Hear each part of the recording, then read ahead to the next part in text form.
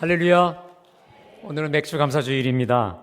여러분, 이 맥주절은요, 하나님께서 그 이스라엘 백성들에게 절기가 여러 개가 있습니다. 절기가 많이 있는데 그 중에서 3대 아주 중요한 절기를 3개를 뽑아요. 유월절, 맥주절, 수장절. 이렇게 3개를 뽑고는 이렇게 명하십니다. 여자들뿐만 아니라 아무리 바쁜 남자도, 정말 눈꽃을 세웠고 죽을 시간이 없는 그러 보이는 어떤 남자도 새 절기 때는 다 내 앞에 와서 나한테 얼굴을 보이라 명령을 하셨어요. 여러분, 특별히 이 유월절은 이스라엘 백성들이 애굽 종되었던 곳에서 유월, 이 패스오버, 넘어서는 거거든요. 애굽을 넘어와서 구원받음을 기억하는 절기가 유월절입니다. 그리고 이 맥주절은 가나안 땅에 들어가서, 지금은 광야에서 말씀을 주셨지만 가나안 땅에 들어가서 이제 보리의 첫 수확을 하면 첫 이 볕단을 가지고 이제 하나님의 제단에 가서 드리는 게 바로 맥주절입니다. 그리고 수장절은 우리로 말하면 추수감사절입니다. 그래서 한 해 농사를 다 거두어 보관될 즈음에 이제 드리는 절기가 바로 이제 수장절이죠. 여러분, 이 특별히 맥주절은요 77절이라고도 합니다. 77. 그래서 77, 49잖아요. 6월절로부터 해서 49일이 되는 그날이 바로 이 77절, 그리고 맥주절이라고 하는데, 요때 이제 보리를 이제 거둔다고 하죠. 근데 이제 학자들에 따라서는 보리냐 밀이냐 이런 차이가 있는데, 맥주절이니까 그냥 보리로 보는 게 좋을 것 같습니다. 저는 제 첫 목회지에서 그 삼척 도계에 있었는데, 예배당 그 뒤에가 논입니다. 그러니까 논 말고 그 옆에가 또 큰 밭이 있는데, 이 보리가 이제 밭에서 자라잖아요. 한 6월 달쯤 되면요, 여러분, 황금보리, 진짜 샛노래요. 노래요. 정말 황금이에요. 그래서 거기를 쭉 이렇게 지나갈 때마다 노래가 나타나요. 여러분, 그 보리밭 사이 길로, 이 노래가 찬송가처럼 막 나와요. 그럴 정도로 정말 황금 보리밭입니다. 여러분, 사실 그래요. 뭐냐면 도시에 사는 우리에게 맥주절을 지킨다, 황금 보리 이 첫 단을 하나님께 드린다, 이게 굉장히 우리하고 별로 상관이 없어 보이죠. 그래서 시대 역발상적이다라고 해서 이 맥주절을 없애는 데도 있고 소홀히 하는 경우가 있습니다. 그런데 여러분, 하나님께서 왜 이 맥주절을 그렇게 소중히 여기셨을까? 대체 이 맥주절에 들어가 있는 의미가 뭘까라는 것을 제가 이제 연구를 해봤어요. 말씀을 준비하면서 깊이 연구를 해봤는데, 여러분, 이 맥주절이 만만치가 않아요. 이 맥주절이 가지고 있는 의미가 엄청나다는 거예요. 여러분, 우선 이런 걸, 이거부터 아셔야 됩니다. 맥주절을 이제 지킬 때, 여러분, 우리 지금 양쪽에 이게 단이 있죠? 이렇게 그 빨갛고 이게 이제 어제 밀이라고 말씀하셨는데, 여하튼간에 이게 이 보리 단을 가지고 추수하면 제사장한테 가요. 그리고 제사장한테 이 보리 단을 주면서 하는 고백이 있습니다. 여러분, 이 고백 때문에 중요한 거예요. 단순하게 이 보리를 처음 열었다, 이게 중요한 게 아니라 이 고백 때문에 이 맥주절이 중요한데, 그게 바로 이 신명기 26장 5절부터 나오는데, 자, 제가 읽어드립니다. 내 조상은 방랑하는 아람 사람으로서 애굽에 내려가 거기서 소수로 거류하였더니 거기에서 크고 강하고 번성한 민족이 되었는데, 애굽 사람이 우리를 학대하며 우리를 괴롭히며 우리에게 중노동을 시키므로 우리가 우리 조상의 여호와 하나님께 부르짖었더니 여호와께서 우리 음성을 들으시고 우리의 고통과 신고와 압제를 보시고 여호와께서 강한 손과 변팔과 큰 위엄과 이적과 기사로 우리를 애굽에서 인도하여 내시고 이곳으로 인도하사 이 땅 곧 젖과 꿀이 흐르는 땅을 주셨나이다. 여호와여, 이제 내가 주께서 내게 주신 토지 소산의 만물을 가져왔나이다. 아멘. 여러분, 제가 깜짝 놀란 게 있어요. 이 볕단을, 그러니까 보리단이죠. 보리단을 그냥 갖다만 드리는 줄 알았는데, 처음 열매, 첫 수확 보리단을 가지고 제사장한테 주면서 하는 게 뭡니까? 신앙 고백이에요. 그러니까 단순하게 보릿고식 한 단을 가져오는 게 아니라 분명한 신앙 고백을 하나님이 받으신 거예요. 보리볕단 하나 받는 게 아니고 하나님이 첫 수확을 가지고 하나님의 이 백성의 분명한 신앙 고백을 받으시는 줄로 믿습니다. 그 신앙 고백이 뭡니까? 첫 번째, 애굽 종되었던 곳에서 우리를 패스오버, 유월, 구원시키신 하나님을 고백하는 거예요. 또 하나, 하나님께서 여기까지 인도하셨나이다. 아멘. 하나님이 여기까지 인도하사 이 첫 곡식을 거두게 하셨나이다, 이거예요. 또 하나, 세 번째, 여러분, 왜 이렇게 하나님께서 첫 수확, 첫 소출에 관심이 있으실까? 어쨌든 여러분 보시면 여러분, 하나님이 이 첫 거에 너무 집착하시는 느낌 들지 않아요? 첫 새끼, 뭐 첫 맏아들, 뭐 장자, 뭐 이런 건데. 근데 여러분, 첫 수확과 첫 소출을 중요시 여기는 이유가 있습니다. 그것은요, 첫 소출은 1년 내내 있을 모든 소출을 대표하는 거예요. 표본, 모델이에요. 여러분, 실제로 이 가을의 수확, 수장절의 수확은요, 이 맥추절을 기점으로 해서 완성이 돼요. 그러니까 보리 거두고 나서 그리고 그때 따진 걸 다시 심는데 그때의 모든 걸 다시 이루어지는 게 뭐냐? 이게 추수감사절 때거든요. 수장절 때거든요. 그러니까 뭐냐면 지금 뭡니까? 맥추절을 드리면서 첫 수확을 드리면서 이 맥추절의 의미가 분명히 드러나는 겁니다. 첫 번째는 날 구원하신 하나님께 감사합니다.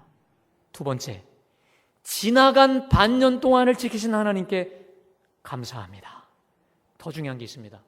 하나님, 올해 마지막 나머지 6개월을 선하신 하나님 손에 맡깁니다. 믿으세요? 어쩌면 이게 더 중요해요. 반년을 지키신 하나님, 내 마지막 반년을 하나님께 맡기오니 하나님께서 마지막 소출까지 책임져 주시옵소서라는 거예요. 그러니까 여러분 보십시오. 이 맥추절을 중심으로 해서 유월절과 맥추절과 수장절이 하나가 돼요. 과거와 현재와 미래가 살아나고 박차를 가하게 되는 줄로 믿습니다. 여러분, 박차가 뭔지 아십니까? 이건 아시죠? 박차를 가한다는 건 아시죠? 근데 박차가 뭔지 아십니까? 저 이번에 처음 알았어요.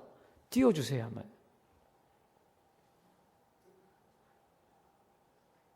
신발이죠, 여러분. 신발 뒤에 뭐 쇠 보이십니까? 저게 뭐냐면 마부가 말을 탈 때 마부 뒤에다가 이렇게 꽂는 철덩어리예요. 이게 뭐냐면 이 말이요 좀 늘어졌다 싶을 때 다른 게로 갈 때 그 마부가 저 쇠덩어리 갖다가 말의 옆구리를 치면 이 말이 정신을 바짝 차려요. 그리고 박차를 가해 간다. 바로 저게 박차입니다. 처음 하시는 거 아니신가요? 그래 제가 기쁜데. 예. 처음 하시는 거죠? 예, 제가 여러분, 이 맥추절을 중심으로 해서 내 현재가 살아나고 미래가 살아나는 줄로 믿습니다. 더 쉽게 얘기할까요? 우리가 맥추절의 이 절기를 지키면서 하나님께 나와서 예물을 드리고 감사절을 지키면서 우리의 현재와 우리의 미래가 박차를 가는 줄로 믿습니다.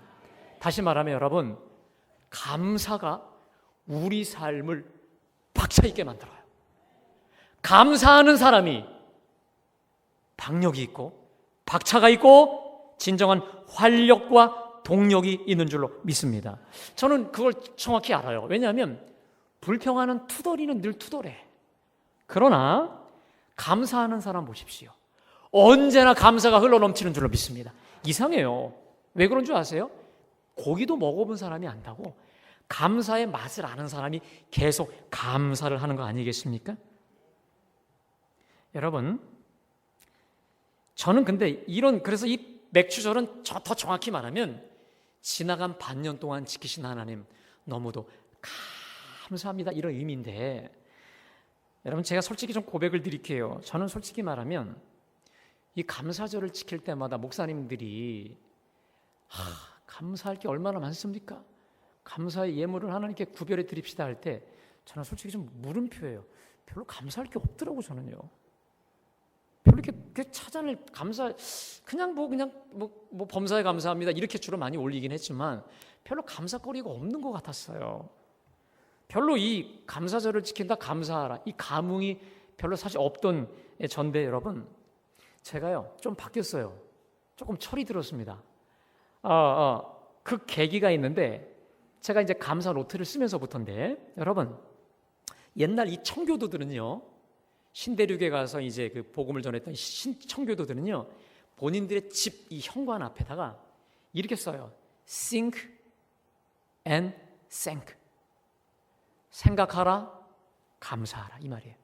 이게 무슨 말이냐면 이 think와 thank you 우리 thank you 할 때 이 thank 이 말이 같은 언어에서 나왔다고 합니다. 이게 무슨 말이냐면 곰곰이 생각하면 감사할 수 있다.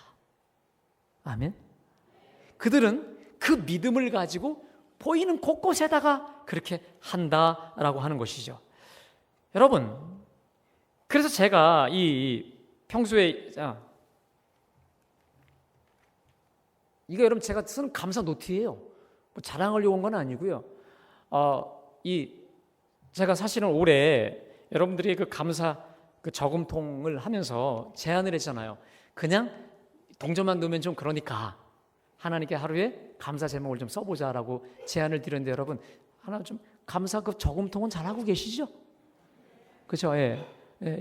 감사 노트는 좀 쓰시나요? 이 침묵 분위기 침묵이군요. 예. 여러분 제가 단언하건대 여러분에게 자신 있게 말씀드릴게요. 오늘부터 한번 해보세요. 저는 어떻게 쓰냐면 날짜 쓰고 김영생 그리고 이걸 어디다 놓냐 여러분 식탁에다 덮어놓으면 안 돼. 펴놔야 돼. 덮어놓으면 또 안 쓰게 돼요. 식탁 제일 잘 보이는 데다가 펴놓고 김영생 해놓고 이제 잠자리 들기 전에 적어요. 그럼 놀라운 사실이 있습니다. 최소 3개 조금 더 되면 5개 많으면 이거 2장까지 써요. 안 믿어지시죠? 해보세요.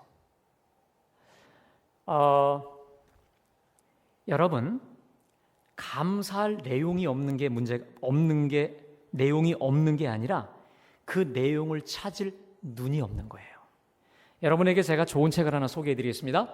전광 목사님이 쓴 책 중에 이분이 평생 감사를 우리나라에 막 이렇게 퍼뜨린 분인데 이분이 이런 책을 썼어요. 평생 감사 실천편이라고 되어 있습니다. 21일 실천편인데 탁월하게 좋은 책이에요. 자, 이 책에서 이 목사님이 이렇게 말합니다. 하루에도 수백만 가지 감사할 일이 일어나지만 감사는 감사를 볼 줄 아는 눈을 가진 사람에게만 일어나는 축복이자 선물입니다. 감사 일기는 그 선물 목록입니다 라고 얘기했어요. 자, 그러면서 이분이 감사 일기를 이렇게 정의합니다. 그냥 지나쳐버릴 수 있는 일상을 감사의 눈으로 바라보고 선물로 건져 올릴 수 있는 은혜를 누리도록 하는 게 바로 감사 일기다. 예, 그냥 지나칠 수 그냥 내버려지는 그 감사의 제목들을 그물로 건져 올리는 도구가 뭐다? 감사 노트라는 거예요. 저는요, 제가 사실 이 책을 몇 년 전에 전에 봤거든요. 근데 아무런 감흥이 없었어요. 근데 제가 노트를 쓰고 나니까 이분의 마음을 이해해요. 제가 계속 반복합니다. 그렇죠, 여러분? 써보세요. 그래서 여러분들 해보시면 감사의 목록들, 감사의 선물들을 반드시 건져 올리게 될 줄로 믿습니다. 근데 여러분, 제가 말씀을 준비하면서 이미 몇천 년 전에 감사 노트를 썼던 사람을 발견했습니다. 이미 오래전에 감사거리를 건져 올릴 줄 알았던 그 사람을 발견했어요. 누굽니까? 요셉입니다.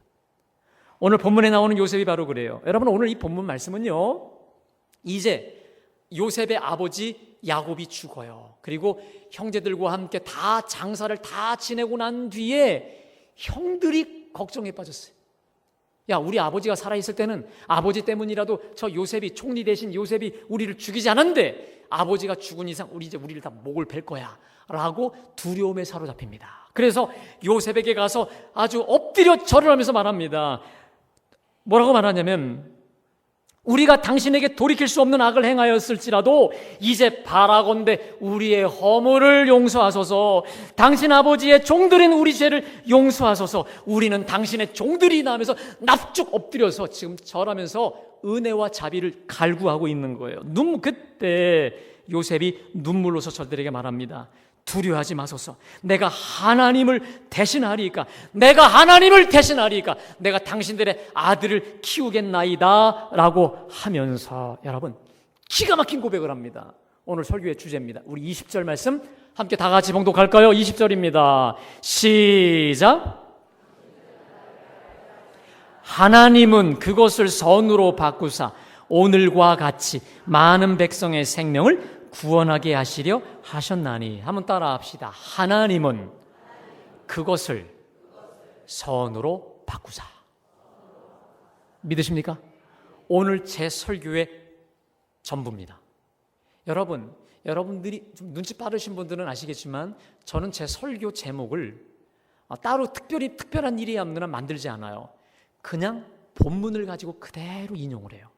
왜냐하면 그 본문을 외우시라고. 아멘?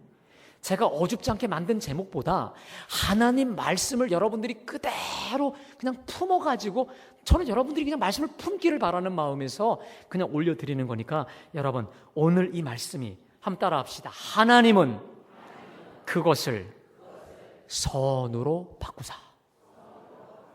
할렐루야. 여러분 여기서 그것이 뭡니까?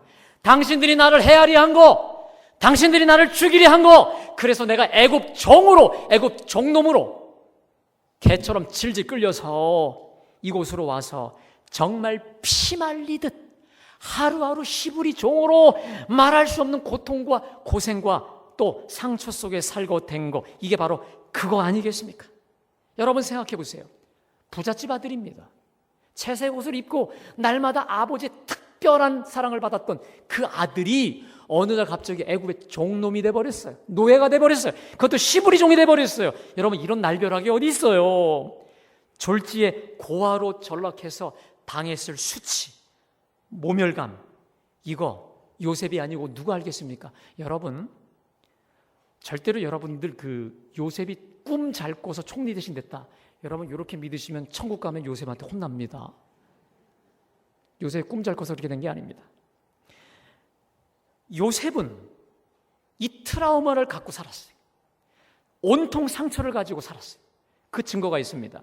요셉이 아들을 낳는데 이름을 총리 대신이 되고 나서 이 애굽 여인과 결혼하고 나서 아들을 낳습니다. 그 아들 이름이 뭐냐면 므낫세입니다. 그 므낫세 이름이 뭔지 아십니까? 하나님께서 내 상처를 잊게 하셨다라는 거예요. 무슨 얘기예요? 그 아들을 낳기 전까지 요셉 속에 트라우마, 상처, 두려움, 불안, 물론 하나님이 그걸 가려주셨지만 그 속에 그 상처를 가지고 살았어요. 자, 이것을 창세기 49장 23절에서 요셉을 이렇게 표현합니다. 활 쏘는 자가 그를 학대하며 적개심을 가지고 그를 쏘았다.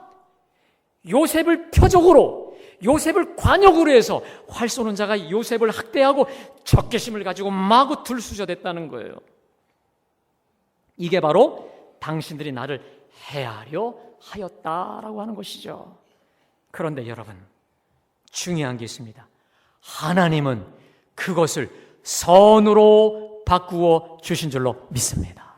그래서 오늘과 같이 많은 백성의 생명을 구원하게 하려 함이니라. 다시 말하면 그 일상, 상처를 얼룩진 일상 속에서 think and thank 찾아낸 거예요. 감사 목록을 찾아낸 거예요. 그물로 걸져 올린 거죠. 그것을 선으로 바꾸셨는데 그 선이 뭐냐? 우리 모든 백성의 생명을 구원하려고 그걸 깨달아 알게 된 것이죠. 하나님이 당신들의 그 죄악을 오히려 선으로 바꾸사 오늘 나를 이 자리로 세우시고 인도해 주셨다라는 것이죠. 여러분 제가 말씀을 준비하면서 이 구절을 가지고 저를 되돌아봤습니다. 하나님은 그것을 선으로 바꾸사. 여러분 이 한 구절 속에 그냥 제 인생이 마치 일대기처럼 쭉 몇 장을 쓸 수밖에 나오더라고요. 제 지나온 길을 되돌아보니까 하나님은 그거 야 이제 끝이다, 죽었다, 너무도 암울하고 우울했었던 바로 그곳을 어쩌면 그렇게 또 선으로 바꾸셨는지 하나 예를 들까요? 제 천목회지에서 수해 때문에 2002년 수해 때문에 예배당 건축을 시작했습니다. 근데 그 다음에 매미가 몰아치면서 3천만 원짜리 어치 자재가 다 날아갔어요. 하나님께 여쭙습니다. 내가 여러분 목사가요 예배드릴 예배 처소가 없어요. 그래서 어쩔 수 없이 그 도계읍에 있는 그 집을 하나 얻었는데 제 자존심상 그 침대 교회 새벽기도 못 가겠더라고요. 그래서 그 교인들 다 가고 난 다음에 하나님께 기도하면서 울부짖으면서 기도합니다.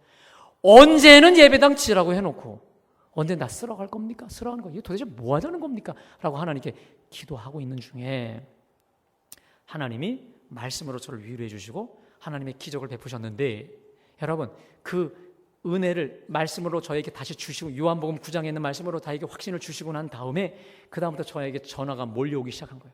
엄청난 나도 모르는 사람들 다 전화로 엄청 왔어요. 그래서 결국은 빚 하나 없이 바로 봉헌할 수 있게 하셨습니다. 아멘. 그리고 그 지역사회에 정말 센터로 교회가 최고 중심 제가 늘 기도했던 대로 하나님 이 지역에 꼭 필요한 교회가 되게 하여 주시옵소서. 그런 교회로 하나님이 만드시더라고요. 그것을 선으로 바꾸사. 또 이런 일도 있었습니다. 제가 어떤 직원을 뽑을 때 주로 직원을 많이 제가 이렇게 담당을 했는데 계속 오기로 한 사람이 안 와요. 안 오고 그냥 어쩔 수 없이 이 사람을 뽑았어요. 근데 너무 잘 왔어.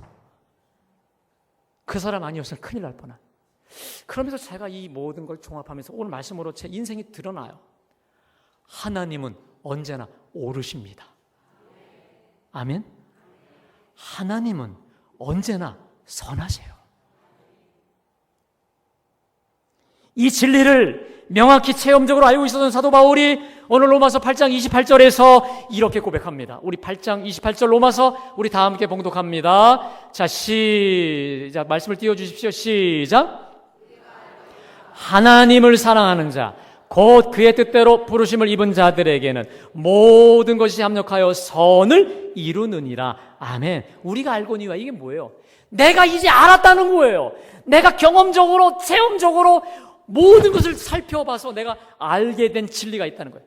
하나님을 사랑하는 사람, 하나님의 사랑을 받은 사람, 하나님의 뜻대로 부르심을 입은 자들에게는 모든 것이 합력해서 뭘 이룬다? 선을 이룬다. 이 모든 거에는 여러분 좋은 것만 있나요? 정말 뭐 우거지 밥상 같은 정말 우리가 말할 수 없는 이루 말할 수 없는 온갖 그런 것도 있지 않겠습니까? 그런데 하나님은 좋은 거, 안 좋은 거, 또 내가 볼 때 이런 모든 것들을 잘 버무리고 비비셔서 결국 이루시고야 마는 게 뭐냐? 하나님의 선이라고 하는 거예요. 아멘. 그렇다면 구체적으로 하나님 선의 본질이 무엇이냐? 로마서 8장 29절부터 우리 30절까지 말씀을 우리 함께 다 같이 봉독합니다. 시작. 또한 그 아들의 형상을 본받기 위하여 미리 정하셨으니 이는 그로 많은 형제 중에서 맏아들이 되게 하려 하심이니라. 또 미리 정하신 그들을 부르시고 부르신 그들을 또한 의롭다 하시고 의롭다 하신 그들을 또한 영화롭게 하셨느니라. 됐습니다. 여러분 제가 한번 저번에 설교 때 이 본문을 말씀드렸던 것 같은데 하나님이 또 떠오르게 하시는데 어떻게 해요? 여러분 이 본문이 이 두 구절이 헬라어 원문으로 보면요 아주 쇠사슬처럼 튼튼한 쇠사슬처럼 아주 정확하고도 탄탄하게 연결되어 있어요. 고리가 중간에 절대로 끊어져 버리는 법이 없도록 탄탄하게 묶여져 있는데 이것을 구원의 파노라마라 합니다. 한번 따라 합시다. 구원의 파노라마, 구원의 쇠사슬. 여러분 이게 구원의 쇠사슬이에요. 그럼 구원의 쇠사슬 파노라마가 뭐냐? 하나님이 나를 창세전에 미리 아셨어요. 예지. 하나님이 그리고 나를 미리 정하셨어요. 예정. 하나님이 나를 아셨어요. 그리고 부르셨어요. 그리고 의롭다 하셨어요. 그리고 영화롭게 하셨습니다. 다시 말하면 예정, 예지, 예정, 부르심, 의롭다 하심, 영화롭게 하심이 마치 완벽한 쇠사슬처럼 묶여져서 진행되더라 이거예요. 여러분 그런데 하나님 구원 파노라마에 궁극이 있습니다. 따라합시다. 그 아들의 형상을 본받기 위해서. 믿으십니까? 그 온유하고 겸손하신 예수, 흠도 티도 없는 그 온전한 예수님의 형상을 본받기 위해서 정하시고 아시고 부르시고 의롭다 하시고 영화롭게 하시는 그 모든 작업을 우리 속에 이루어 가신다 말씀하신 줄로 믿습니다. 특별히 여러분 거기 밑에 거기 보면 영화롭게 하실 거다가 아니고 하셨느니라 되어 있습니다. 여러분 이 영화라는 게 뭐냐면 우리가 죽었거나 예수님이 재림해서 오시면 예수님의 그 부활의 몸으로 신령한 몸으로 새롭게 변화되는 걸 영화라는데 이건 미래적 일입니다. 그런데 이게 부정과거예요. 영화롭게 하셨느니라. 무슨 말입니까? 하나님의 계획 속에는 이미 끝난 거예요. 아멘. 하나님의 계획 속에는 그 아들 예수의 형상을 본받게 하기 위해 하나님이 당신의 손으로 이끌어갈 스케줄이 끝났다는 것입니다. 그리고 하나님은 그 목적을 향해 달려가신다는 거예요. 믿으세요? 그런데 바울이 근거를 제시합니다. 야, 뭔 근거로? 증거가 뭔데? 이것을 향해 명확한 근거를 제시합니다. 로마서 8장 32절이죠. 자, 띄워주실까요? 자, 시작. 우리 모든 사람을 위하여 내주신 이가 어찌 그 아들과 함께 모든 것을 우리에게 주시지 않겠느냐. 여러분 한마디로 뭡니까? 안 믿겨지냐? 십자가를 보라. 십자가 보라. 하나님의 사랑, 하나님의 선, 하나님의 섭리, 하나님의 이 선하심이 의심되거들랑 십자가를 보라. 자기 아들을 아끼지 아니하시고 십자가에서 다 모든 걸 내주신 그 하나님이 뭘 아끼겠느냐? 뭘 주시지 않겠느냐? 아들까지 자신까지 주시니까 뭘 더 아끼겠느냐라는 거예요. 여러분 이제 우리 모두에게 주시는 그 하나님의 그것은요, 우리에게 주시는 그 모든 것은 아들과 함께 주시는 모든 것인 줄로 믿습니다. 나에게 닥치는 모든 환경과 상황은 아들과 함께 주시는 최고의 선물인 줄로 믿습니다. 여러분 이 말씀 붙드십시오. 아들과 함께 모든 것을 주시지 않겠느냐. 이 약속을 붙잡을 때 우리는 어떠한 처지와 환경에서도 낙심치 않게 되는 줄로 믿습니다. 이 약속을 주장할 때 우리는 어떤 환경에서도 불평치 않고 오히려 하나님을 기대하며 비로소 감사하게 되는 줄로 믿습니다. 미리 염려와 낙심이 아니라 오히려 미리 감사하게 될 줄로 믿습니다. 미리 감사할 수 있는 여유와 진정한 힘을 얻게 되는 거예요. 왜? 그 아들의 형상을 본받기 위한 작업인데. 여러분 제가 조금 아까 소개했었던 그 평생감사의 저자 정광 목사님에게 딸이 한 명이 있대요. 하영이라는 딸인데 얘가 공부를 잘했나 봐요. 그래서 이제 그 외고 시험을 이제 어플라이를 했는데 인터뷰를 딱 본 순간 집에 와서 아빠한테 걱정을 하는 거예요. 다 나보다 잘하는 것 같아. 나 떨어진 것 같아. 하여튼 얘가 한숨을 푹푹 쉬더래요. 그랬더니 이렇게 아빠가 얘기했답니다. 아빠가 야 인터뷰에서 떨어져서 그 학교 안 되면 그 안 되는 거 하나님 뜻이니까 기도하는 마음으로 결과만 기다리자 했어요. 그랬더니 얘가 마음에 진정을 찾고 나서 아빠 떨어져도 감사할게요. 마음 비우고 기다릴게요. 여러분 그 외고 됐을까요? 안 됐을까요? 거의 수석 정도로 된 것 같아요. 자, 근데 돼서 너무 기뻤는데 기쁜 순간 뒤돌아보니 다 공부 잘하는 애들이야. 가서 내가 잘 할 수 있을까? 또 걱정을 하더라는 거야. 엄청 걱정을 하는 그 순간 목사님이 이건 말로 되는 게 아니라 패는 건 아니고 말로 되는 게 아니라 말씀이 필요하겠다 싶어 하고요. 이 말씀을 읽어줬답니다. 빌립보서 4장 6절에서 7절 말씀 우리 다 같이 봉독합니다. 시작. 오직 모든 일에 기도와 간구로 너희 구할 것을 감사함으로 하나님께 아뢰라. 그리하면 모든 지각에 뛰어난 하나님의 평강이 그리스도 예수 안에서 너희 마음과 생각을 6절만 다시 띄워주십시오. 자, 아무것도 하지 말고 자, 이분이 이렇게 얘기했어요. 이 말씀을 띄워주면서 하영아, 너 미리 염려하지 말고 미리 감사해봐라. 미리 염려하잖아? 그러지 말고 미리 감사해봐. 왜? 하나님이 지각에 뛰어난 평강으로 채워주신댔잖아. 그 약속 믿고 한번 해보자 했더니 얘가 또 눈이 반짝 뛰면서 아빠, 내가 부딪혀 보기 전에 미리 염려부터 해서 죄송해요. 이제부터는 미리 염려 대신에 미리 감사할게요. 다음부터는 걱정되는 일이 생기면 오히려 하나님께 다 맡기고 미리 감사하면서 열심히 할게요. 그리고 얘가 정말 걱정 안 하고 미리 뭐 하고? 감사하고 기대하면서 했다는 거예요. 자, 결국 얘가 아빠를 이어서 평생 감사를 교훈으로 삼으면서 이제부터 미리 염려 안 하고 미리 걱정 안 하고 뭐 했다? 미리 감사를 했대요.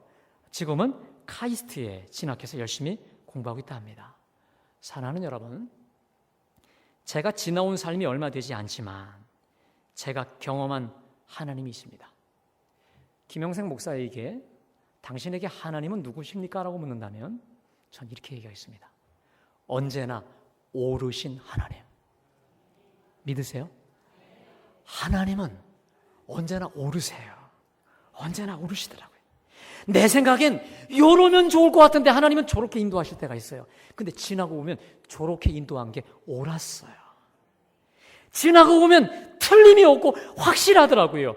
우리 하나님의 길은 언제나 하나님이 선하시기 때문에 하나님의 길도 선하신 줄로 믿습니다. 좋으신 줄로 믿습니다. 그래서 여러분, 오늘 이 맥주절 이후로 어떤 형편과 처지에 있든지 여러분 혹시 염려 체질이신 분 계십니까? 많을걸요. 나도 그러니까. 염려 체질이신 분들에게 여러분에게 챌린지합니다. 미리 염려 대신 미리 감사하십시오. 옆에 분과 인사하겠습니다. 미리 염려하지 말고 미리 감사합시다. 할렐루야. 미리 감사함으로 하나님의 선을 기대하고 기도하는 우리 모두가 되시길 간절히 축원합니다. 여러분 한번 오늘 이후로 내가 받은 복을 한번 세어보세요. 노트 쓰라고 해. 써보시라고요, 여러분. 내게 주신 복을 세워보라고 했잖아요. 그 세는 방법은 글로 써보는 거예요. 위대한 설교가였던 찰스 스펄전 목사님이 이런 고백을 했다고 합니다. 촛불을 보고 감사하는 사람에게 하나님은 전등불을 주시고, 전등불을 보고 감사하는 사람에게 하나님은 달빛을 주시고, 달빛을 보고 기뻐하는 사람에게 햇빛을 주시고, 햇빛을 보고 감사하는 사람에게 하나님은 촛불도 전등불도 달빛도 햇빛도 필요 없는 영원한 천국을 주신다. 또 하나 이런 말 했습니다. 들어보세요. 불행할 때 감사하면 불행이 끝나고 형통할 때 감사하면 형통이 연장된다. 감사가 체질이 되시기를 간절히 축원합니다. 감사가 너무나 익숙한 습관이 되시기를 간절히 축원합니다. 그래서 아예 평생 감사의 체질로 되어서 감사 이후에 감사만이 넘치는 진정한 축복의 사람들 다 되시길 간절히 축원합니다. 여러분, 제가 설교를 준비하다가 하나님이 저에게 주신 찬양이 있습니다. 여러분, 날마다 숨쉬는 순간마다 언제나 우리에게 좋은 것 주시는 이 하나님, 우리 한번 하나님께 찬양하며 기도합시다. 찬양합니다. 언제나 오르신 하나님, 언제나 선하신 하나님을 믿습니다. 모든 것을 합력하여 선으로 바꾸실 줄로 믿습니다. 내가 고민했던 바로 그것을 선으로 바꾸실 줄로 믿습니다. 이제 미리 염려했던 우리의 죄악을 용서하시고 미리 감사하고 미리 기대하며 미리 기도할 줄 아는 진정한 평생 감사의 체질이 다 되게 하옵소서. 주 예수님의 이름으로 기도합니다.